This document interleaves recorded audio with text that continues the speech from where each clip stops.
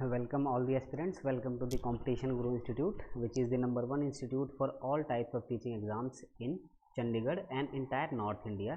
जैसे कि आपको पता होगा कि अभी आपके डिफरेंट स्टेट्स इंक्लूडिंग चंडीगढ़ और हिमाचल की जो है टीचिंग वैकेंसीज आउट हो चुकी हैं, जिसमें से रिसेंट नोटिफिकेशन जो आई है वो आई है आपकी एचपी कमीशन की तरफ से आपके 2023 में पीजीटी लेवल की जो वैकेंसीज़ हैं। और पीजीटी लेवल की जो वैकेंसीज़ हैं इसमें से पर्टिकुलरली आज हम डिस्कस करने वाले हैं पीजीटी लेवल पे जो एचपी पीजीटी ने निकाली है हिस्ट्री लेवल की, यानी कि हिस्ट्री सब्जेक्ट की जो वैकेंसीज़ हैं, जिसमें टोटल पोस्ट जो हैं वो 115 हैं। 115 पोस्ट पे वैकेंसीज आ चुकी हैं आपकी।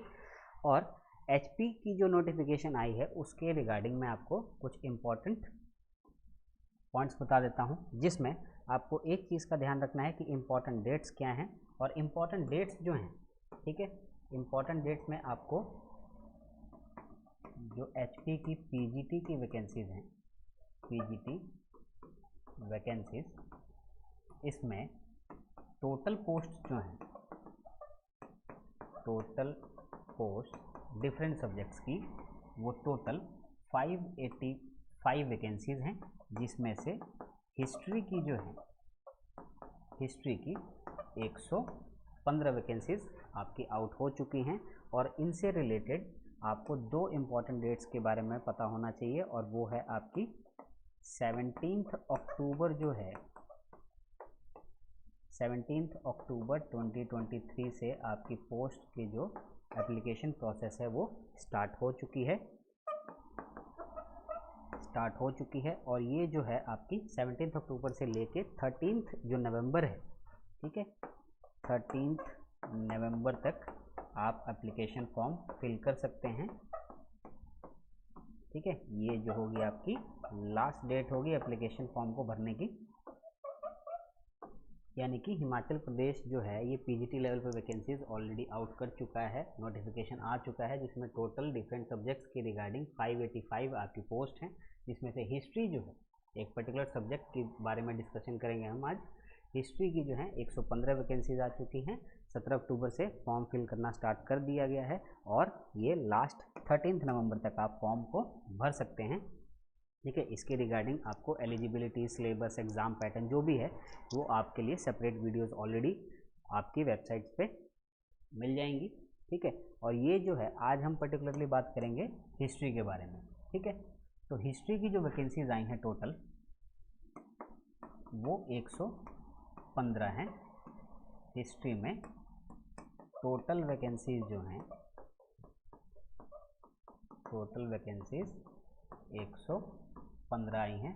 और हिस्ट्री में आपको एक चीज़ याद रखनी है कि सिर्फ पर्टिकुलर सब्जेक्ट कंसर्न जो है आपका हिस्ट्री, वो टोटल कितने मार्क्स का आएगा, 100 मार्क्स का है। ठीक है, सिर्फ हिस्ट्री जो है वो 100 मार्क्स की आ रही है। तो हिस्ट्री को जब हम स्टडी करेंगे तो इसके लिए आपको एंशिएंट, मिडिएवल यानी कि प्राचीन भारत का इतिहास, मध्यकालीन भारत, और फिर आपका आधुनिक भारत का जो है मॉडर्न हिस्ट्री, ठीक है, इन 3 लेवल्स के ऊपर हम स्टडी करते हैं। और इसके अलावा आपको कुछ टॉपिक्स जो हैं वो वर्ल्ड हिस्ट्री के बारे में भी पता होना चाहिए, जिससे रिगार्डिंग आपके क्वेश्चंस पूछे गए हैं प्रीवियस एग्जाम्स में। और जो आने वाला एग्ज़ाम होगा आपका हिस्ट्री का पीजीटी लेवल पे, इसमें भी आपके वर्ल्ड हिस्ट्री से कुछ क्वेश्चंस पूछने की आपकी उम्मीद है। तो एंशिएंट, मिडिएवल और मॉडर्न हिस्ट्री और वर्ल्ड हिस्ट्री जो है ये मेजर टॉपिक्स हैं, जिनके रिगार्डिंग आपकी हिस्ट्री में जो 100 मार्क्स हैं उनसे रिलेटेड ही क्वेश्चन पूछे जाएंगे। अब इसमें जो है मैं आपको एक पर्टिकुलर टॉपिक जो है मॉडर्न हिस्ट्री के बारे में थोड़ा डिस्कस कर लेता हूँ।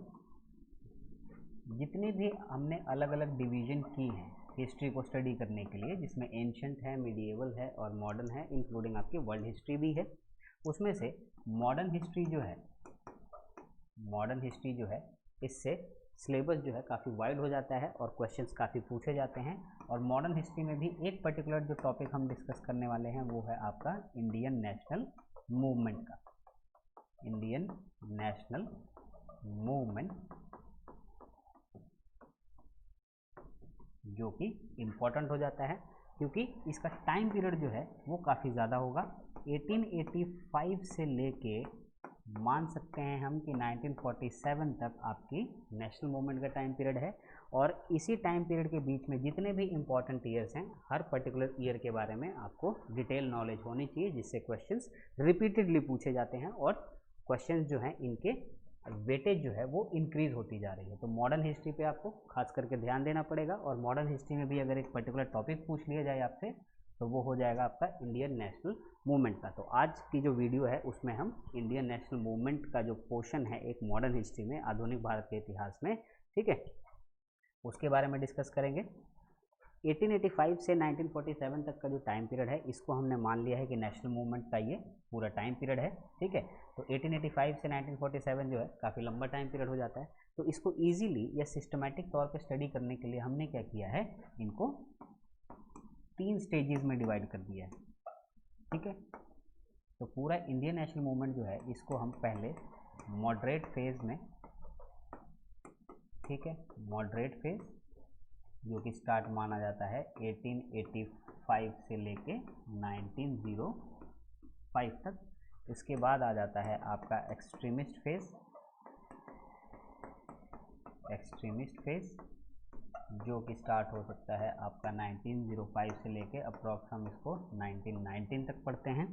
और फिर लास्ट में इम्पॉर्टेंट आता है आपका गांधीयन फेज, जिसमें पर्टिकुलरली नेशनल मूवमेंट को जो लीड है या जितने भी आपकी एक्टिविटीज़ हो सकती हैं, मूवमेंट्स हो सकती हैं, वो सारी किसके लीडरशिप के अंडर हो रही हैं, महात्मा गांधी की, ठीक है। इसीलिए इसको हम गांधीयन फेज कह देते हैं। ये 1919 से लेके आपका जब तक इंडिपेंडेंस नहीं मिलती तब तक काउंट किया जाता है कि गांधीयन फेज चल रहा है नेशनल मूवमेंट का, ठीक है। तो ये जो 3 ब्रॉड डिवीजन्स हमने किए इंडियन नेशनल मूवमेंट को, इसके भी डिवीजन के जो ईयर्स लिखे हैं मैंने, हर पर्टिकुलर ईयर जो है वो अपने आप में एक हिस्टोरिकल ईयर है।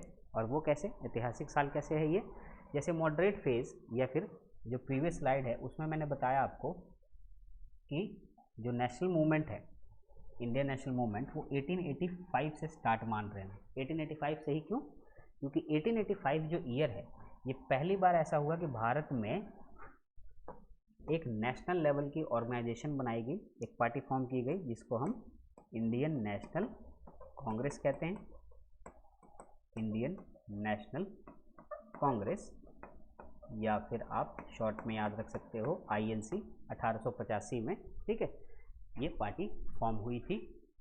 और इससे पहले जो है रीजनल लेवल पे, यानी कि जो लोकल है, लोकल लेवल पे या फिर स्थानीय आपकी सरकारें जो हैं या फिर स्थानीय लेवल पे आप कह सकते हैं कि बहुत सारी छोटी मोटी ऑर्गेनाइजेशन थी जो अंग्रेज़ों के विरुद्ध लड़ रही थी। लेकिन भारत में यानी कि पूरे नेशनल लेवल पे, राष्ट्रीय स्तर पे ऐसी कोई आपकी संगठन या फिर कोई पॉलिटिकल पार्टी नहीं थी जो कि अंग्रेज़ों के विरुद्ध इकट्ठे होकर लड़ाई कर सके। जैसे कि 1885 से ही क्यों इंडियन नेशनल मूवमेंट की शुरुआत मानी गई, क्योंकि इसमें पहली बार INC, इंडियन नेशनल कांग्रेस जो है, नेशनल लेवल की एक ऑर्गेनाइजेशन बॉडी इस्टेब्लिश की गई। और एक तरीके से हम मान सकते हैं कि 1885 से ही जो हमारा राष्ट्रीय आंदोलन है, ठीक है, भारतीय राष्ट्रीय आंदोलन जो है वो एक तरीके से सिस्टमेटिक या ऑर्गेनाइज हो जाता है, व्यवस्थित तरीके से हम आंदोलन स्टार्ट कर लेते हैं, ठीक है। वो क्यों, क्योंकि इंडियन नेशनल कांग्रेस जो है एक नेशनल लेवल का प्लेटफॉर्म प्रोवाइड करता है आपको, जिसमें अलग अलग जो लोकल लीडर्स हैं या रीजनल लीडर्स हैं, ठीक है, वो एक साथ एक पार्टी के मेंबर बनते हैं, ठीक है। और इसका जो मेन लॉजिक है वो यही है कि INC के बनते ही, इंडियन नेशनल कांग्रेस के बनते ही 1885 में क्या होता है आपका कि सारे लोकल लीडर्स जो हैं वो इकट्ठा होकर एक नेशनल लेवल की बॉडी फॉर्म करते हैं जिसको कांग्रेस बोला जाता है शॉर्ट में, ठीक है, यानी कि INC। और इससे पहले क्या होता था कि जैसे मान लेते हैं कि ये पूरा इंडिया है, इंडिया में अलग अलग रीजन्स हैं, ठीक है। अलग अलग रीजन्स जो हैं, हर रीजन की अपनी अलग दिक्कतें हैं, अपनी प्रॉब्लम्स हैं, ठीक है। और सारे प्रॉब्लम्स का सॉल्यूशन कौन निकाल सकता है, ये सारे प्रॉब्लम्स का एक तरीके से मान सकते हैं कि कारण कौन है, ईस्ट इंडिया कंपनी है, यानी कि ब्रिटिशर्स हैं, ठीक है। तो जो ब्रिटिशर्स हैं या ईस्ट इंडिया कंपनी है, ठीक है, ये जो है हमारे सारे मुसीबतों का कारण है, किसी भी तरीके की जो हमें दिक्कत होती है। जैसे कि अब मान लेते हैं कि ये अलग अलग क्षेत्र हैं, हर क्षेत्र में अलग प्रॉब्लम हो सकती है। जैसे किसी क्षेत्र में किसानों को कोई दिक्कत है, किसी क्षेत्र में जो इंडस्ट्रीज़ में जो काम कर रहे हैं लोग, उनको दिक्कत हो सकती है।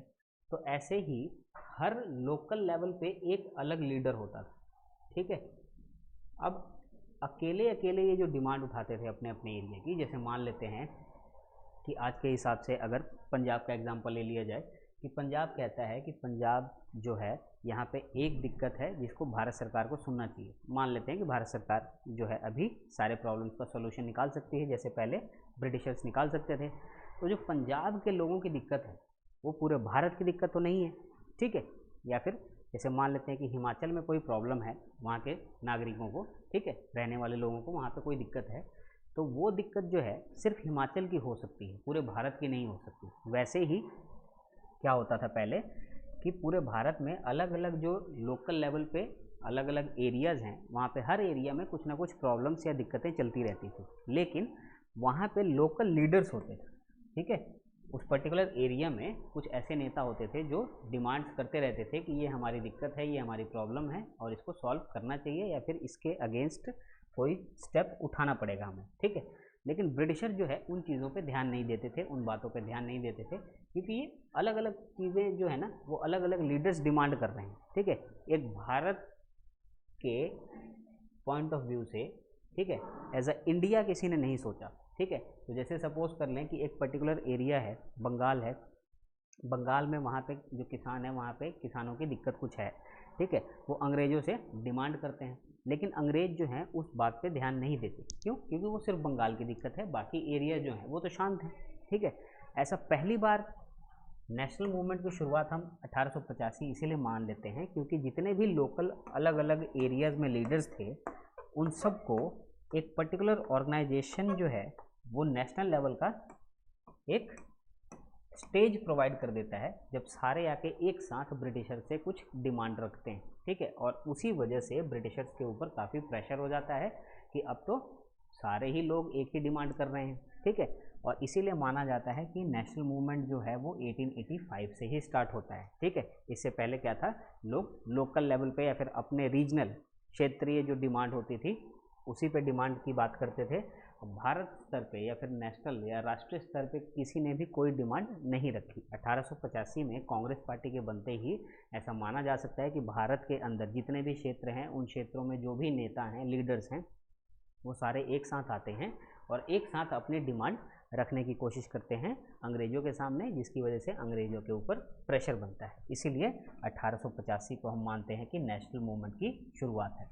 और इसमें भी हमने स्टडी करने के लिए या फिर अच्छे से समझने के लिए इसको 3 स्टेजेस में डिवाइड कर दिया है, जिसमें हमने पहला किया था मॉडरेट फेज, ठीक है। तो एक चीज़ तो मैंने आपको बता दी कि नेशनल मूवमेंट की शुरुआत जो है 1885 से क्यों हुई, क्योंकि पहली बार ऐसा हुआ कि भारत में जितने भी आपके क्षेत्र हैं या जितने भी एरियाज़ हैं वहाँ के सारे लोकल लीडर्स जो हैं वो एक पर्टिकुलर बॉडी फॉर्म कर लेते हैं जिसको हम INC कह रहे हैं, जिसकी वजह से अंग्रेज़ों के ऊपर दबाव पड़ता है जब सारे लीडर्स एक साथ आ जाते हैं। इससे पहले जो है सारे अपने अपने एरिया की अलग अलग डिमांड रखते थे, जिसकी वजह से ब्रिटिशर्स को ज़्यादा फर्क नहीं पड़ता था, ठीक है।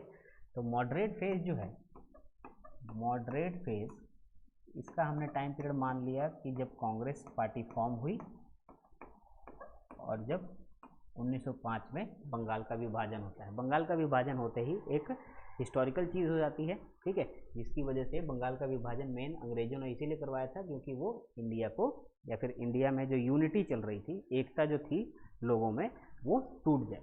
तो एक तरीके से बंगाल का विभाजन इसीलिए किया गया था धर्म के आधार पे, ताकि लोगों में एकता जो है, यूनिटी जो है वो ज़्यादा ना रहे, ठीक है, आपस में बट जाए भारतीय।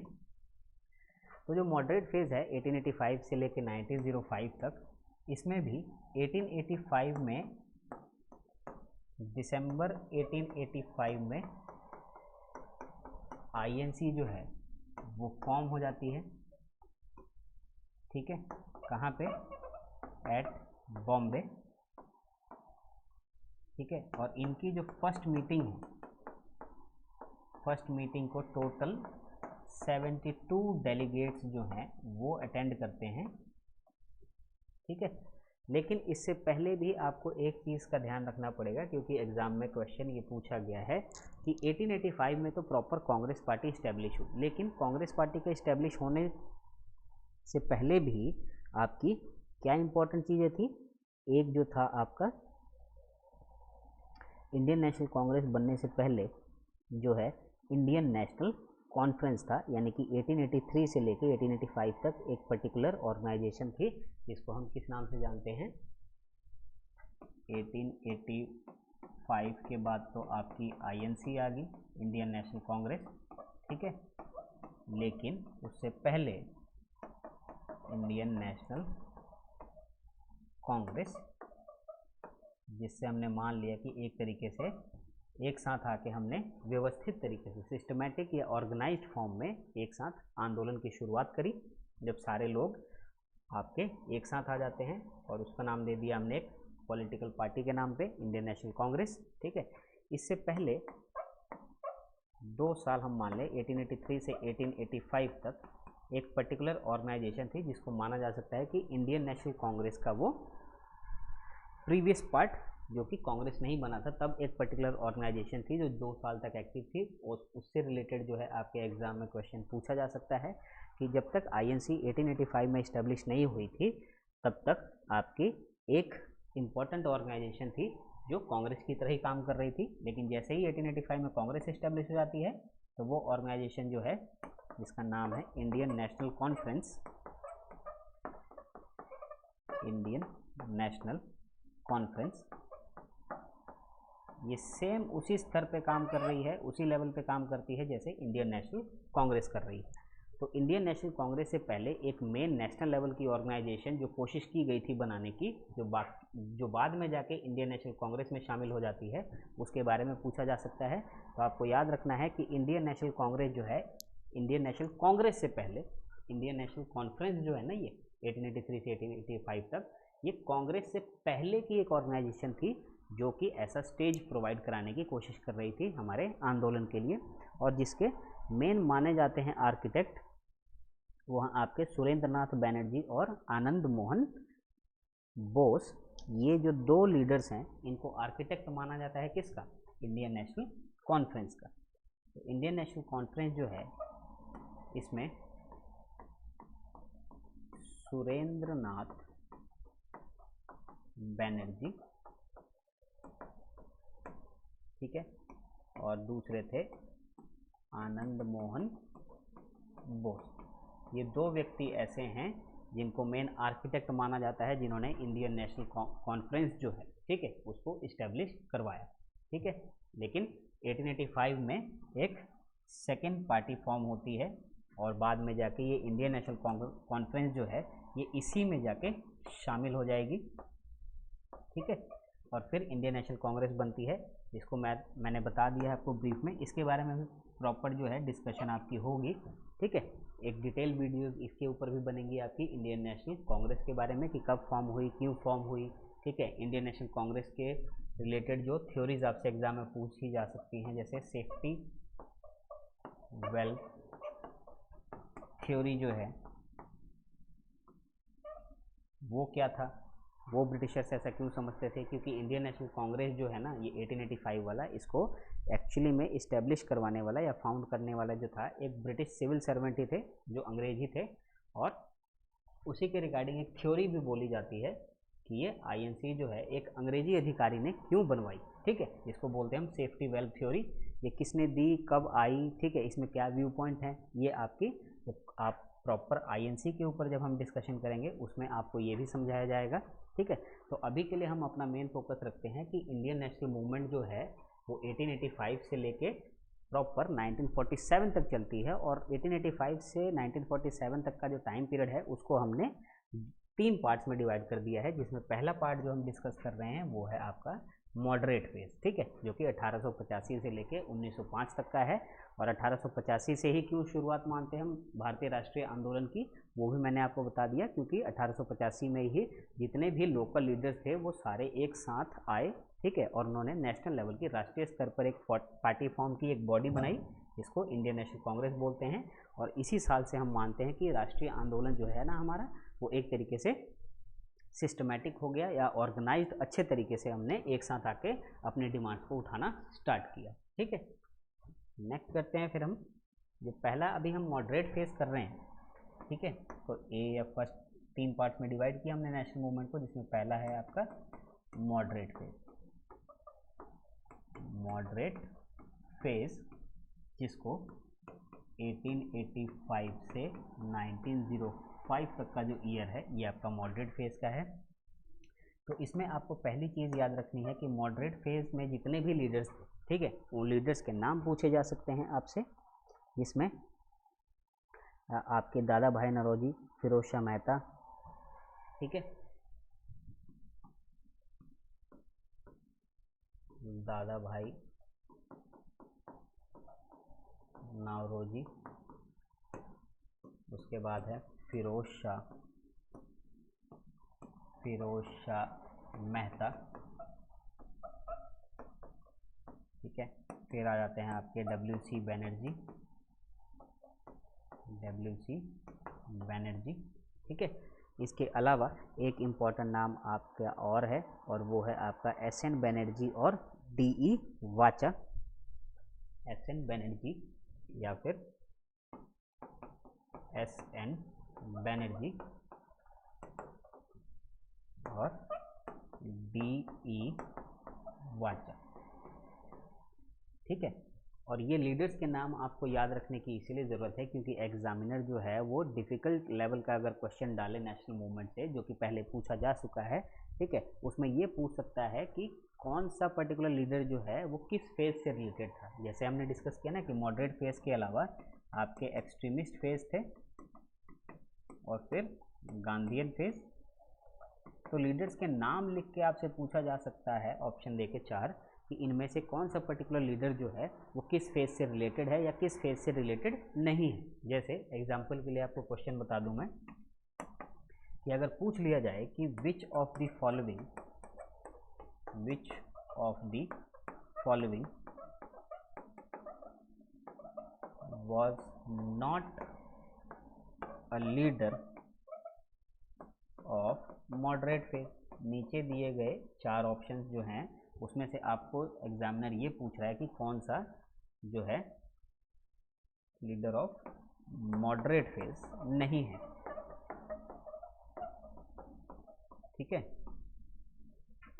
तो यहाँ पे लिखा है नॉट, ठीक है। इसके बारे में भी आपको ध्यान देना है, जिसमें हो सकता है आपसे पूछ ले कि डब्ल्यू.सी. बैनर्जी है, एस.एन. बैनर्जी, उसके बाद आपका दादा भाई नौरोजी दे दे और फोर्थ ऑप्शन लिख दे आपसे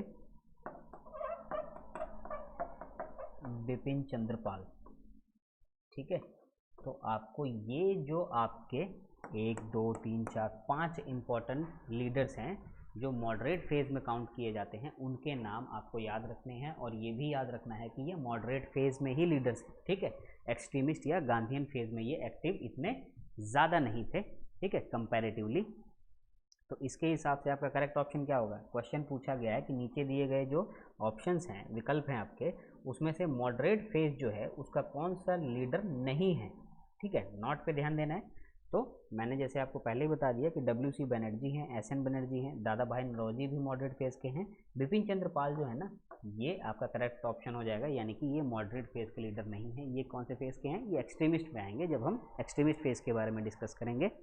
तो जो मॉडरेट फेज़ है इसमें पहली चीज़ आपको याद रखनी है, इसका टाइम पीरियड 1885 से लेकर जब कांग्रेस फॉर्म हुई 1905 तक चलता है, ठीक है। 1905 के बाद एक्सट्रीमिस्ट फेज स्टार्ट हो जाएगा क्योंकि उस वक्त अंग्रेजों ने एक ऐसी नीति लागू कर दी जिसमें बंगाल का विभाजन कर दिया गया, जिसकी वजह से मॉडरेट फेज जो है ना ये नेता ये इतने एक्टिव नहीं रहते, इनकी जगह एक्सट्रीमिस्ट लीडर्स आ जाते हैं जो थोड़े हार्ड स्टेप या फिर हार्श स्टेप्स उठाते हैं, जिसकी वजह से हम कह सकते हैं कि वो मॉडरेट फेज नहीं है, एक्सट्रीमिस्ट फेज है, ठीक है। तो पहला पॉइंट आपको याद रखना है कि इंडियन नेशनल मूवमेंट यानी कि मॉडर्न हिस्ट्री में आपको मेन फोकस करना है इंडियन नेशनल मूवमेंट पे। इसका टोटल टाइम पीरियड हमने जो बता दिया है वो है आपका 1885 से लेके 1947 जब तक आज़ादी नहीं मिलती, यानी कि 1885 से लेके 1947 तक। और नेशनल मूवमेंट को भी हमने 3 स्टेजेस यानी कि 3 लेवल्स पे स्टडी करने के लिए ईजिली हो जाए हमें स्टडी करना, ठीक है, सिस्टमेटिक करने के लिए उसको डिवाइड कर दिया है, जिसमें पहले डिवीजन हम कर रहे हैं मॉडरेट फेज, ठीक है, जिसमें इंपॉर्टेंट पॉइंट मैंने आपको ये बताया कि आपको ये 5 लीडर्स जो हैं जो मॉडरेट फेज में पॉपुलर थे उनके नाम याद रखने हैं, ठीक है। उसके बाद सेकंड पॉइंट पे हम चलते हैं कि मॉडरेट फेज जो है इसमें मॉडरेट और एक्सट्रीमिस्ट और गांधीयन जो है इन तीनों में डिफरेंस क्या है, जिसकी वजह से हमने इसको डिवाइड किया है। ठीक है, कोई ना कोई तो लॉजिक होगा कि पूरे नेशनल मूवमेंट को हमने 3 स्टेज या 3 लेवल पे डिवाइड कर दिया है। तो जो मॉडरेट लेवल है या मॉडरेट फेज़ है नेशनल मूवमेंट का, मॉडरेट फेज़ में मैंने आपको पहली चीज़ क्या बता दी, लीडर। ठीक है, दूसरी चीज़ आपको याद रखनी है कि इसके अंदर मॉडरेट फेज़ में जो 5 लीडर्स बताए हैं उनकी विचारधारा या फिर उनका ओपिनियन या फिर उनका मत जो है वो क्या था। Leaders had faith in British justice and goodwill, यानी कि जो भी मॉडरेट फेज में नेता हैं उनका मानना ये था कि ब्रिटिशर जो है ना वो गलत नहीं है। ठीक है, वो इतनी गलत चीज़ें नहीं कर रहे हैं, गलती हमारी है। हमारी जो दिक्कतें हैं ना, यानी कि हमें जो प्रॉब्लम्स है, अगर हम ब्रिटिशर्स को अच्छे से समझाएं तो वो हमारी प्रॉब्लम्स को सॉल्व कर सकते हैं। मेन दिक्कत ये है कि हम ऑर्गेनाइज्ड होके, यानी कि हम अच्छे तरीके से अपनी प्रॉब्लम्स को नहीं बता पा रहे हैं, जिसकी वजह से ब्रिटिशर जो है हमारी प्रॉब्लम्स को सुन नहीं रहे हैं। ठीक है, तो एक तरीके से इनको ब्रिटिशर्स के ऊपर भरोसा था कि ब्रिटिशर जो है वो गलत नहीं करेंगे। अगर हम अच्छे से डिमांड बता देते हैं अपनी कि क्या क्या चाहिए हमें, तो वो हमारी डिमांड या फिर हमारी मांगे जो हैं वो पूरी कर देंगे। ठीक है, इसीलिए मॉडरेट फेज बोला गया कि इतने ज़्यादा ये स्ट्रिक्ट एक्शन नहीं ले पाते हैं जैसे एक्सट्रीमिस्ट या फिर बाकी नेता लेंगे। तो एक तरीके से हम मान सकते हैं कि ये जो है थोड़े नरम स्वभाव के नेता हैं। ठीक है, जिसको हिंदी में हम बोल देते हैं मॉडरेट और एक्सट्रीमिस्ट को नरम दल और गरम दल। ठीक है, एक्सट्रीमिस्ट जो हैं वो थोड़े ज़्यादा जोशीले होते हैं और वो ज़्यादा स्ट्रिक्ट एक्शन लेने की कोशिश करते हैं अगर ब्रिटिशर्स किसी चीज़ को नहीं मानते। ठीक है, मॉडरेट फेज वाले ऐसे नहीं हैं। लीडर्स का नाम आपको मैंने बता दिया है। और दूसरी चीज़ आपको याद रखनी है कि इनको ब्रिटिश जस्टिस सिस्टम जो है उनके ऊपर भरोसा था कि ब्रिटिशर्स हमारे साथ गलत नहीं करेंगे, बस हमारी गलती है कि हम अच्छे से नहीं बता पा रहे हैं कि हमारी दिक्कत क्या है। ठीक है, तो ये चीज़ याद रखनी है। उसके अलावा ये कोई भी चीज़ या कोई भी अपनी मांग जो है उसको मनवाने के लिए किस चीज़ में बिलीव रखते थे, इन्होंने फॉलो क्या किया, फॉलोड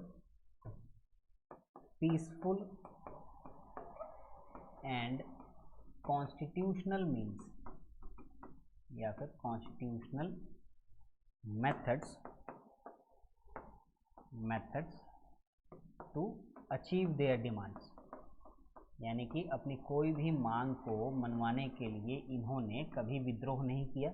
शांतिपूर्वक ये चाहते थे कि सब कुछ मिल जाएगा, क्योंकि ब्रिटिशर्स के ऊपर भरोसा तो था ही इनको। तो इन्होंने क्या किया, शांतिपूर्वक चीज़ों की रखी डिमांड और संवैधानिक तरीके से। ठीक है, कॉन्स्टिट्यूशनल मेथड, ज़्यादा ऐसा नहीं कि आंदोलन कर देंगे, ठीक है, या स्ट्राइक पे चले जाएंगे, हड़ताल पे चले जाएंगे, ये वाली चीज़ें नहीं करते थे। ये क्या करते थे, सिंपली इसको एक फ्रेज पॉपुलर हो जाता है जब मॉडरेट फेज के लीडर्स पॉपुलर एक्टिव हो जाते हैं आपके नेशनल मूवमेंट में, तो बोला जाता है कि इन्होंने जो मेथड अडॉप्ट किया ना उसके लिए इनको क्या बोला जाता है, 3 P's का मेथड है। ठीक है, तो इनके मेथड्स हैं वो 3 P's के हैं। 3 P's में क्या है इनका, या तो ये रिक्वेस्ट करते थे, प्रेयर,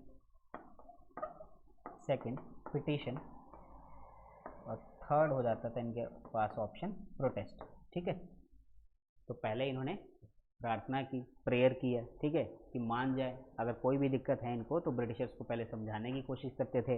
अगर वो उसके बाद भी बातचीत से नहीं हल होता है उस प्रॉब्लम का, तो पिटीशन, याचिका दायर करते थे, यानी कि लेटर लिखते थे, रिक्वेस्ट लेटर लिखते थे, पत्र वगैरह लिखते थे कि ये हमारी डिमांड है, इससे मान जाए। अगर वो भी फेल हो जाता था, ये दोनों फेल हो गए, तो लास्ट में इनके पास ऑप्शन होता था कि ये प्रोटेस्ट करें। ठीक है, इसके अलावा इन्होंने इससे ज़्यादा नहीं किया। तो एक तरीके से ये 3 जो हैं, ये 3 मेथड्स इन्होंने अडॉप्ट किए, जिनको हम कह सकते हैं कि ये अंग्रेज़ों के अगेंस्ट जो है नरम स्वभाव रखते थे अपना। ठीक है, इसलिए इनको मॉडरेट बोला जाता है। ठीक है, तो ये जो मॉडरेट्स हैं, इसमें मैं आपको पहली चीज़ याद रखनी है कि इंडियन नेशनल मूवमेंट में पहला स्टेज माना जाता है ये। ठीक है, 1885 से 1905 तक। और इसमें मैंने आपको 5 इंपॉर्टेंट लीडर्स बता दिए हैं। उन लीडर्स के नाम पता होने चाहिए कि मॉडरेट फेज में एक्टिव कौन से लीडर्स थे, नेता थे। और दूसरी चीज़ आपको ये पता होनी चाहिए कि मॉडरेट फेज जो है, जो नरम दल के नेता हैं, उनका पूर्ण तरीके से भरोसा था ब्रिटिशर्स के ऊपर। ठीक है, कि वो हमारे साथ कभी भी इनजस्टिस, अन्याय नहीं करेंगे। ठीक है, अगर हम अच्छे से उनको समझाते हैं तो हमारी डिमांड वो मान लेंगे। और दूसरी चीज़, कोई भी डिमांड को, कोई भी मांगों को पूरा करवाने के लिए इन्होंने कौन से मेथड फॉलो किए? पीसफुल, शांतिपूर्वक और संवैधानिक तरीके से जो भी चीज़ें मिल सकती थी इनको, वो कोशिश की लेने की। और इसीलिए इनके ये पीसफुल और कॉन्स्टिट्यूशनल मेथड को 3P के नाम से भी जाना जाता है, ठीक है, जिसमें प्रेयर, पिटीशन और प्रोटेस्ट, ठीक है। तो आप अगर आपसे क्वेश्चन पूछा जाए कि प्रेयर, पिटीशन और प्रोटेस्ट का जो मेथड है वो कौन से पर्टिकुलर फेज में ज़्यादा इंपॉर्टेंट था, वो आपको याद रखना है कि वो मॉडरेट फेज में था, ठीक है। और मॉडरेट फेज जो है इनका 1885 से लेके 1905 तक जो अलग अलग डिमांड थे, ठीक है, मॉडरेट फेज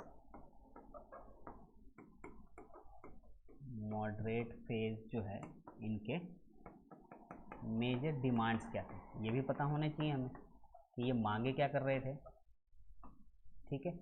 मेजर डिमांड्स थे, फिर इनकी अचीवमेंट भी देखेंगे कि इन्होंने 1885 से लेके 1905 तक ऐसी क्या इंपॉर्टेंट अचीवमेंट की, जो भी इन्होंने ब्रिटिशर से मांगा उससे इनको कुछ हासिल हुआ भी या फिर नहीं।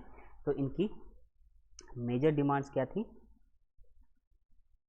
पहले इनकी इम्पोर्टेंट डिमांड थी कि लोकल बॉडीज जो हैं उनको ज़्यादा पावर मिले, more power to local bodies, यानी कि जो हायर पोस्ट पे ब्रिटिशर्स बैठे हैं ना, वही सारे निर्णय या डिसीजन ना लें। इसके लिए अगर आपको कोई भी निर्णय लेना है तो आपको लोकल लेवल पे जो नेता हैं या लोग हैं, ठीक है, जहाँ पे प्रतिनिधि बैठे हैं, रिप्रेजेंटेटिव, उनकी भी राय इम्पॉर्टेंट है। तो ठीक है, आपकी लोकल बॉडीज़ को ज़्यादा पावर देने की ज़रूरत है एज़ कम्पेयर टू कि हायर पोस्ट पे कोई बैठा हुआ व्यक्ति ही पूरे एरिया के लिए एक डिसीजन ले ले बिना किसी सलाह मशवरे के या फिर बिना किसी जो नीचे लेवल पे लोग हैं या नेता हैं उनसे पूछे हुए। दूसरा था कि ब्रिटिश सरकार जो है वो ज़्यादातर पैसे जो है वो कहाँ खर्च कर रही है? Reduction on the spending of on defence, ठीक है। ज़्यादातर ब्रिटिशर जो हैं अपना पैसा किस पे लगाते थे? डिफेंस के ऊपर, उसको स्ट्रॉन्ग करने के लिए। और इंडियंस का डिमांड ये था, यानी कि मॉडरेट जो भी लीडर्स थे उनकी डिमांड ये थी कि सैनिकों पे या फिर आपकी आर्मी वगैरह पे खर्च करने से ज़्यादा अच्छा है कि भारत के अंदर सामाजिक प्रॉब्लम्स जो हैं, ठीक है, सामाजिक दिक्कतें जो हैं, जो सोशल प्रॉब्लम्स हैं, ठीक है, या जो लोगों की इकोनॉमिक प्रॉब्लम्स हैं, गरीबी है, कहीं पे आपके किसानों की आपकी बहुत सारी दिक्कत है, जैसे बाढ़ आ गई, ठीक है, सूखा पड़ गया, उसकी वजह से किसानों को दिक्कत हो रही है, ठीक है, उनके ऊपर ज़्यादा ध्यान नहीं देते हैं, उनके ऊपर इतना खर्चा नहीं किया जाता है। भारत के जो लोग हैं उनके एजुकेशन, शिक्षा के ऊपर ज़्यादा खर्चा नहीं किया गया, ठीक है, किसानों के ऊपर खर्चा नहीं किया जा रहा है। बजाय उसके ब्रिटिश सरकार जो है ज़्यादातर पैसा किस पे खर्च कर देती है? आर्मी वगैरह पे, ठीक है। तो इनकी डिमांड थी कि जितना भी खर्चा ये डिफेंस पे कर रहे हैं ना, उसमें कटौती की जाए, यानी कि कमी की जाए, रिडक्शन, ठीक है। उसके अलावा इन्होंने बोला कि ICS एग्ज़ाम्स जो हैं, ठीक है, इंडिया में जितने भी आपके ब्रिटिश ऑफिसर आते थे वो कैसे आते थे? वो ICS एग्ज़ाम होता था आपका, इंडियन सिविल सर्विसेज, जिसको हम अभी जानते हैं इस नाम से। तो इंडिया में जो भी हायर पोस्ट या ऑफिसर्स आते थे ब्रिटिशर्स, वो क्या है? ICS एग्ज़ाम क्लियर करके ही आते थे, ठीक है। और ICS एग्ज़ाम के अंदर इंडियंस को एंट्री तो मिल गई थी, ठीक है, कि इंडियंस भी अगर एग्ज़ाम क्लियर कर लेते हैं। ये पहले क्या था कि ICS एग्ज़ाम जो है कि कौन से ऑफिसर बनेंगे वो सिर्फ यूरोप के ही बन सकते थे, और यूरोप वाले जो भी हैं वही सिर्फ सिविल सर्विसेज का एग्ज़ाम दे सकते थे, और अगर वो पास हो जाते थे तो वो उनकी पोस्टिंग इंडिया में हो जाती थी हायर पोस्ट पे, ठीक है, बड़े पदों पे। लेकिन इंडियंस को अलाउड नहीं था, तो कुछ टाइम बाद इंडियंस को भी अलाउड किया गया। लेकिन ICS के एग्ज़ाम्स जो हैं वो लंदन में करवाए जाते थे, ठीक है। तो इंडियन नेशनल मूवमेंट में जो मॉडरेट फेज के लीडर्स थे, इन्होंने बोला कि इंडिया में भी ICS एग्ज़ाम्स कंडक्ट होने चाहिए। अब इंडियंस को लंदन क्यों जाना पड़ेगा पेपर देने के लिए, ठीक है। और इंडिया में अगर एग्ज़ाम कंडक्ट करवाने लगे तो इंडियंस को ईजी हो जाएगा पेपर देना, ठीक है। और अगर इंडियंस ने क्लियर कर दिया ICS एग्ज़ाम तो बड़ी पोस्ट पे इंडियंस भी बैठ सकते हैं, तो वो ज़्यादा समझ सकते हैं कि भारत के लोगों की दिक्कत क्या है। ठीक है, तो इन्होंने बोला कि हमें ज़्यादा अपॉर्चुनिटी मिलनी चाहिए हायर पोस्ट पे, और इनकी एक डिमांड थी कि आईसीएस के एग्ज़ाम्स जो हैं, कंडक्ट आईसीएस एग्ज़ाम साइमल्टेनियसली, यानी कि एक साथ ही लंदन में भी हो और भारत में भी हो, simultaneously in England and India. तो ऑफिसर्स की जो रिक्रूटमेंट है, ठीक है, वो एग्ज़ाम्स जो होते हैं जिसकी वजह से रिक्रूटमेंट हो सकती है, वो आईसीएस एग्ज़ाम था। लेकिन आईसीएस का एग्ज़ाम जो है वो सिर्फ इंग्लैंड में, लंदन जो है वहाँ पे करवाया जाता था। और मॉडरेट फेस के जो नेता हैं उन्होंने यही डिमांड की थी कि अब जो आईसीएस के एग्ज़ाम्स होंगे सिर्फ लंदन में नहीं, अंग्रेज़ों को क्या करना चाहिए, ब्रिटिशर्स को, कि ये जो लंदन में एग्ज़ाम हो रहा है तो वहाँ पे भी करवाएं, और साथ ही साथ वो इंडिया में भी एग्ज़ाम हो जाए, जिसकी वजह से इंडियंस को ईजी पड़ेगा एग्ज़ाम देना। ठीक है, और फिर इन्होंने बोला था कि फ्रीडम ऑफ स्पीच एक डिमांड थी इनकी, बोलने का अधिकार हो ज़्यादा, freedom of speech and freedom to form association. ठीक है, संगठन बनाने की आज़ादी हो, किसी भी तरीके का एक ग्रुप बना लें, पॉलिटिकल पार्टी बना लें। ठीक है, जैसे आज के हिसाब से अलग अलग आपकी बॉडीज़ हैं, ग्रुप्स हैं। ठीक है, अब ये जो है एक डिमांड थी मॉडरेट फेस की कि ज़्यादा बोलने का अधिकार हो। अगर हमारी प्रॉब्लम्स हैं और हमें बोलने ही नहीं दिया जा रहा है, ठीक है, हमारे अगेंस्ट पुलिस केस हो जाता है या फिर अरेस्ट कर लिया जाता है हमें, या फिर अगर हम प्रोटेस्ट कर रहे होते हैं, ठीक है, अपनी डिमांड्स को रखने के लिए, तो हमें वहाँ से भगा दिया जाता है, ठीक है, या मार पीट के जेल में डाल दिया जाता है। ये तो किसी तरीके की इंसाफ़ी नहीं हुई। तो हमें बोलने का या फिर अपनी भावनाओं को व्यक्त करने का ज़्यादा अधिकार मिले, ज़्यादा आज़ादी मिले। और दूसरी आज़ादी क्या चाहते थे ये, कि किसी भी तरीके के ये एसोसिएशन बना सके। ठीक है, कि जैसे किसानों की दिक्कत है तो किसान मोर्चा बना दिया।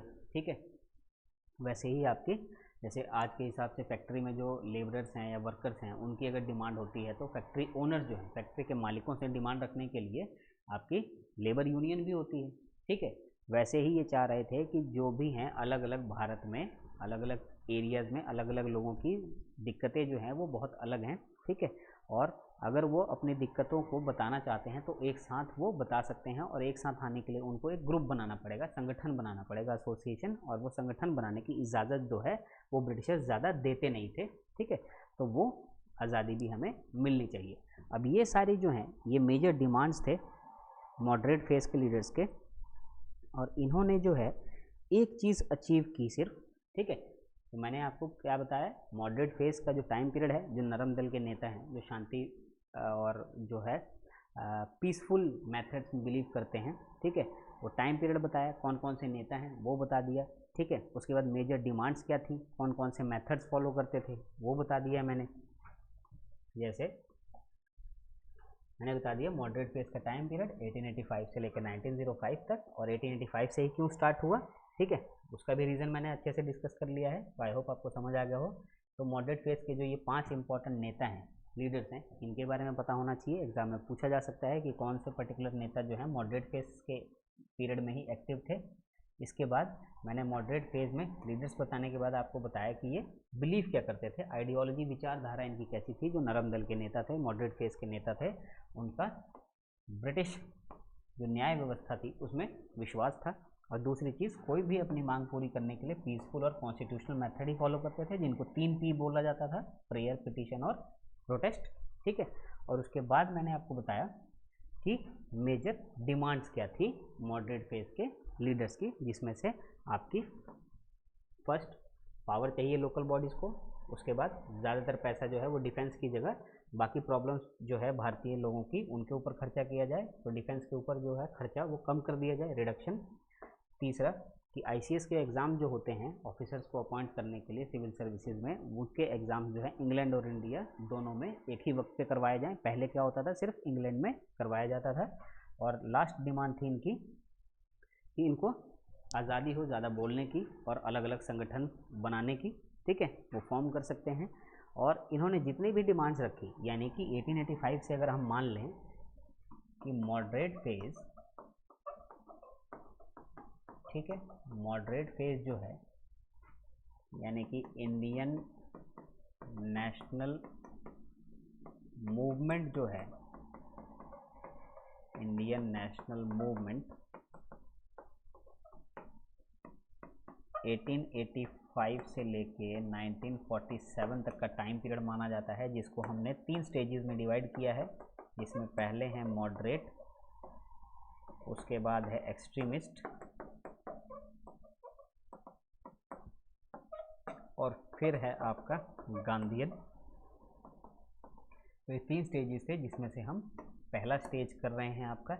और मॉडरेट फेज जो है 1885 से लेके 1885 से 1905 तक है। तो मॉडरेट फेज में आपको लीडर्स बता दिए, उनके मेथड्स बता दिए, उनके डिमांड्स बता दिए, लेकिन हमें ये देखना है कि 1885 से लेकर 1905 तक का जो टाइम पीरियड है उसमें मॉडरेट लीडर्स जो हैं, नरम दल के नेता हैं, उन्होंने अचीव क्या किया, ठीक है। उनकी सिर्फ एक अचीवमेंट मानी जाती है और वो क्या है, एक्सपेंशन ऑफ लेजिस्लेटिव काउंसिल्स, ठीक है। ओनली वन मेजर अचीवमेंट जो ब्रिटिशर्स ने इनकी डिमांड मानी, और वो अचीवमेंट क्या थी, एक्सपेंशन ऑफ लेजिस्लेटिव काउंसिल, यानी कि विधान परिषद कह सकते हैं, ठीक है। अभी तो हिंदी में विधान परिषद ही कहा जाता है। तो लेजिस्लेटिव काउंसिल जिसमें लीडर्स जो हैं वो इलेक्ट करवा के लाए जाते थे, उनमें एक्सपेंशन की गई, एक तरीके से उस जो लेजिस्लेटिव काउंसिल है वो बॉडी जो है उसको उसमें बदलाव किया गया, और अब जो है उसके अंदर ज़्यादा नेता आ सकते थे और उनमें अब इंडियंस भी आ सकते थे। तो इंडियंस जो आते थे पहले वो कम नंबर, यानी कि बहुत कम लोगों को लिया जाता था भारतीयों को लेजिस्लेटिव काउंसिल में, जिनका काम था कानून बनाना, ठीक है। अब मॉडरेट फेज के जो लीडर्स हैं उनकी एक अचीवमेंट ये थी कि जो लेजिस्लेटिव काउंसिल थी जिसमें भारतीय जो हैं, इंडियन जो हैं, वो बहुत कम आते थे, अब ज़्यादा आने स्टार्ट हो गए, ठीक है। इसको बोला जाता है एक्सपेंशन हो गई लेजिस्लेटिव काउंसिल में, ठीक है। और इसके लिए ब्रिटिशर्स ने एक एक्ट पास किया, इंडियन काउंसिल एक्ट जो है, ठीक है। अगर आपसे पूछ लिया जाए कि कौन सा एक्ट पास किया था, तो वो है आपका Indian councils act, Indian councils act 1892। एक मेजर अचीवमेंट माना जाता है किसका, मॉडरेट लीडर्स का। तो आपको ये याद रखना है कि इंडियन काउंसिल्स एक्ट जो है, ठीक है, ये एक सिंगल मेजर अचीवमेंट है नरम दल के नेताओं की। इसके अलावा इन्होंने 1885 से लेके 1905 तक और कुछ ज़्यादा मेजर अचीवमेंट नहीं की। डिमांड्स बहुत सारी की थी, अच्छी डिमांड्स थी, ठीक है। ये नहीं कह रहे हैं कि ये जो मांग कर रहे थे वो गलत था, मांग कर रहे थे, लेकिन ये थोड़े नरम स्वभाव के थे और एक अचीवमेंट ये कर पाए, ठीक है। एक ही चीज़ इनको मिली और वो थी कि लेजिस्लेटिव काउंसिल जिसमें इंडियंस जो हैं वो और ज़्यादा आना स्टार्ट हो गए, ठीक है। ब्रिटिशर्स ने अलाउ कर दिया, और ये कैसे अलाउ हुआ, ठीक है, मंजूरी कैसे मिली, जब ब्रिटिशर्स ने एक इंडियन काउंसिल एक्ट 1892 का पास किया, ठीक है। तो ये मॉडरेट फेज की जो है इंपॉर्टेंट चीज़ें थी। अब जो है इसमें मॉडरेट फेज से ज़्यादा इंपॉर्टेंट नहीं पूछा जा सकता है आपसे, ठीक है। 1892 का याद रखना है। इसके बाद जो इंडियन नेशनल मूवमेंट में मैंने बताया आपको कि सेकंड स्टेज जो है, यानी कि सेकंड इंपॉर्टेंट चीज़ जो है वो है आपकी एक्सट्रीमिस्ट फेज, ठीक है। एक्सट्रीमिस्ट फेज 1905 से स्टार्ट माना जाता है इसका, और ये 1919 तक चलेगा। और फिर जो है आपकी जो ये है Gandhian phase, Gandhian phase last के 2 बचे हैं 1919 से लेके 1947 तक। तो इसमें क्या किया हमने, मॉडरेट फेज में तो ज़्यादा कुछ अचीवमेंट थी नहीं, तो जितने भी इंपॉर्टेंट पॉइंट्स थे वो मैंने डिस्कस कर दिए हैं। लेकिन इसके अलावा एक्सट्रीमिस्ट फेज जो है ना, ये 1905 से स्टार्ट हुआ है, और गांधीयन फेज जो है ये 1919 से स्टार्ट हुआ है। और ये जो दोनों ईयर्स हैं वो अपने आप में हिस्टोरिकल हैं। जैसे मॉडरेट फेज 1885 से स्टार्ट हुआ था, तो 1885 ही क्यों, क्योंकि उस वक्त कांग्रेस पार्टी फॉर्म हुई थी, और 1905 में एक्सट्रीमिस्ट क्यों स्टार्ट हुए? क्योंकि इन्होंने मॉडरेट फेज के जो भी मेथड थे, जो भी नेताओं ने डिमांड करी, वो देख लिया था कि इतने सालों में कुछ अचीव नहीं कर पाए, और बदले में अंग्रेजों ने कुछ देने की बजाय बंगाल का विभाजन कर दिया। यानी कि भारतीय जो लोग हैं उनको धर्म के आधार पर बांटने की कोशिश की गई कि हिंदू बंगाली अलग और मुस्लिम बंगाली अलग, ठीक है। और 1905 में जो बंगाल विभाजन हुआ, पार्टीशन ऑफ बंगाल हुआ, उसकी वजह से एक ग्रुप नेताओं का ऐसा ही आपका राइज किया, ठीक है, यानी कि पॉपुलर हुए, ठीक है, जिनके फॉलोअर्स बहुत ज़्यादा बढ़े, ठीक है। अब मॉडरेट लीडर्स को इतने मानने वाले कम थे। जो भारत में यूथ पॉपुलेशन थी, जो युवा पीढ़ी थी, वो किसके ऊपर बिलीव करती थी? एक्सट्रीमिस्ट लीडर्स के ऊपर, कि अब जो है प्यार से या फिर नर्म स्वभाव से कुछ मांगेंगे तो नहीं दिया जाएगा, आपने मांग के देख लिया, मॉडरेट्स को बोल रहे हैं एक्सट्रीमिस्ट वाले, अब जो है आपको स्ट्रिक्ट एक्शन लेने की ज़रूरत है। और बंगाल का विभाजन होते ही एक्सट्रीमिस्ट लीडर्स यानी कि लाल लाजपत राय, बाल गंगाधर तिलक और बिपिन चंद्र पाल जो हैं ये फेमस होते हैं। और अरबिंदो घोष जो हैं वो भी एक्सट्रीमिस्ट लीडर्स हैं, ठीक है। इन्होंने क्या क्या अचीव किया, कौन कौन से काम किए? तो जो पहला मॉडरेट फेज था उसमें ज़्यादा कुछ अचीवमेंट थी नहीं, जो भी इंपॉर्टेंट पॉइंट थे वो मैंने बता दिया था। अब एक्सट्रीमिस्ट फेज और गांधीयन फेज जो करेंगे ना, जैसे आपका एक्सट्रीमिस्ट फेज जो है 1905 से लेके 1919 तक है, तो इसमें आपको सिर्फ पॉइंट्स नहीं बताऊंगा, मॉडरेट फेज क्योंकि थोड़ा शॉर्ट था तो सारी इंपॉर्टेंट चीज़ें बता दी मैंने आपको। एक्सट्रीमिस्ट फेज जो है इसमें हम ईयर बाय ईयर डिस्कस करेंगे, ठीक है, कि 1905 में क्या हुआ, 6 में क्या हुआ, 1907 में क्या हुआ, 1909 में क्या हुआ, हर साल का नहीं, लेकिन 1905 से लेकर 1919 के बीच में कुछ भी इम्पॉर्टेंट चीज़ हुई हो किसी भी साल में, तो उसके बारे में डिस्कस करना ज़रूरी है। इसी हिसाब से आपका पूरा नेशनल मूवमेंट जो है वो ख़त्म होगा, ठीक है। तो हर ईयर बाय ईयर डिस्कस करेंगे, हर साल में कुछ महत्वपूर्ण घटना हुई हो। और 1919 से हम स्टार्ट कर देते हैं गांधीयन का टाइम पीरियड, क्योंकि 1919 में जलियांवाला बाग हो गया, और जलियांवाला बाग होते ही महात्मा गांधी जो हैं वो एक्टिव हो जाते हैं भारत की पॉलिटिक्स में, जिसको हम गांधीयन फेज बोल रहे हैं। और एक तरीके से जो राष्ट्रीय स्तर पे आंदोलन चल रहा है उसको लीड करना, नेतृत्व जो है वो कौन करना स्टार्ट कर देता है? महात्मा गांधी, ठीक है।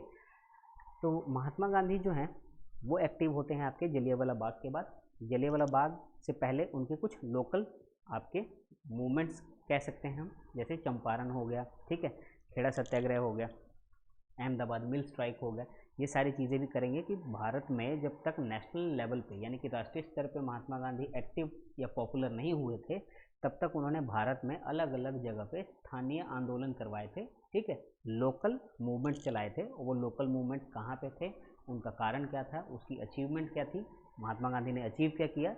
और उसके बाद जैसे ही जलियांवाला बाग 1919 में करवाया जाता है ब्रिटिशर्स के द्वारा, उसके बाद महात्मा गांधी राष्ट्रीय स्तर पे एक आंदोलन लॉन्च करते हैं। 1919 में जलियांवाला बाग हुआ और 1920 में असहयोग आंदोलन यानी कि नॉन कोऑपरेशन मूवमेंट लॉन्च हो जाता है। तो ईयर बाय ईयर आपको डिस्कस करना पड़ेगा, इसी हिसाब से आपका 1885 से लेके 1947 तक का जो टाइम पीरियड है उसको हम अच्छे से कवर कर सकते हैं, जिसमें आपको एग्ज़ाम में कोई भी क्वेश्चन पूछ लें इस टाइम पीरियड के दौरान आपको कोई भी डिफ़िकल्टी नहीं होगी, ठीक है। तो आई होप आपको क्लियर हो गया हो कि अभी आपकी जितनी भी इम्पॉर्टेंट चीज़ें थी वो मैंने बता दी हैं, जिसमें आपको एक चीज़ याद रखनी है कि नोटिफिकेशन जो पीजीटी लेवल की निकली है उसमें हिस्ट्री जो है उसकी पोस्ट अच्छी खासी आई हैं, ठीक है। और ये आपके लिए गोल्डन अपॉर्चुनिटी है कि आप इस अपॉर्चुनिटी को अच्छे से ग्रैब करें और अपनी जो सिलेक्शन है उसको कंफर्म करवाएं। और पीजीटी 2023 की नोटिफिकेशन की इंपॉर्टेंट चीज़ें मैंने ऑलरेडी वीडियो के स्टार्टिंग में बता दी हैं। आपको सिर्फ एक चीज़ याद रखनी है कि हिस्ट्री के ऊपर जो 100 मार्क्स हैं, हिस्ट्री से रिलेटेड जो 100 मार्क्स हैं, उसके अंदर आपको कोई भी मिस्टेक या गलती नहीं करनी है, क्योंकि हिस्ट्री जो है 100 मार्क्स का है, एक सब्जेक्ट है, मास्टर्स लेवल में आपने पढ़ा भी होगा। तो आप अपनी सिलेक्शन जो है वो कंफर्म इसी बेस पे करवा सकते हैं कि आप क्वेश्चन जो है वो ज़्यादा गलत ना करें। और क्वेश्चन ज़्यादा गलत कैसे नहीं होंगे? अगर आप तैयारी अच्छे से करते हो, रिवीजन अच्छे से करते हो, टेस्ट वगैरह अच्छे से देते हो और कंटिन्यूस और डेली स्टडी करते हो। इसीलिए मैंने आपको बताया कि अगर आपको किसी भी तरीके से कोई भी दिक्कत या कोई भी प्रॉब्लम आ रही है, ठीक है, वो किसी भी तरीके की हो सकती है, चाहे फॉर्म फिल नहीं हो रहा हो या फिर आपको एलिजिबिलिटी से दिक्कत हो, आपको सिलेबस में दिक्कत हो रही हो कि क्या सिलेबस आएगा पीजीटी में, ठीक है, नोटिफिकेशन में क्या लिखा है, ठीक है, सिलेबस की रिगार्डिंग किसी टॉपिक में आपको डाउट हो, ठीक है, तो वो आप क्वेरी जो है, ठीक है, ऑनलाइन या ऑफलाइन मोड पे आप इंस्टीट्यूट को कॉल भी कर सकते हो या विजिट भी कर सकते हो। और ये गोल्डन अपॉर्चुनिटी है कि आपको हिस्ट्री की अगर अच्छे से तैयारी करनी है, ठीक है, हो सकता है कि कई जो बच्चे हैं उनको थोड़ा कॉन्फिडेंस कम हो या फिर बीच में गैप पड़ गया हो स्टडी में, तो आपको अगर अपने पोस्ट को फाइनल करना है कि इस बार की जो पीजीटी की वैकेंसी आई है उसमें आपको सिलेक्शन लेनी ही है, तो आप क्या कर सकते हो, आप इंस्टीट्यूट को ऑनलाइन या ऑफलाइन किसी भी तरीके से ज्वाइन कर सकते हो। इंस्टीट्यूट में जो है आपकी ऑनलाइन क्लासेस या ऑफलाइन क्लासेस भी अवेलेबल हो जाएंगी, और आप जितनी ही जल्दी आप कोचिंग स्टार्ट करते हो या फिर आप स्टडी स्टार्ट करते हो, उतने ही ज़्यादा चांसेस हो जाते हैं कि आपकी सिलेक्शन जो है वो कंफर्म हो जाए, ठीक है। तो इससे ज़्यादा आपको ज़्यादा कुछ सोचने की ज़रूरत है नहीं। आपको मेन याद रखना है कि आप अपना जो सब्जेक्ट है वो स्ट्रॉन्ग कीजिए, और सब्जेक्ट से रिलेटेड जो भी क्वेरी या डाउट होगा आपको, वो आपको इंस्टीट्यूट बता ही देगा, ठीक है। सॉल्यूशन वगैरह सारा प्रोवाइड किया जाता है, जिसमें आपके रिकॉर्डेड लेक्चर्स हैं, स्टडी मटेरियल प्रोवाइड किया जाएगा, वीकली टेस्ट आपके करवाए जाते हैं, मॉक टेस्ट के लिए आपको अलग से सेक्शन दिया जाएगा कि एग्ज़ाम से पहले आप जितने क्वेश्चन प्रैक्टिस कर लो उतना ही ज़्यादा आपके लिए बेहतर है, ठीक है।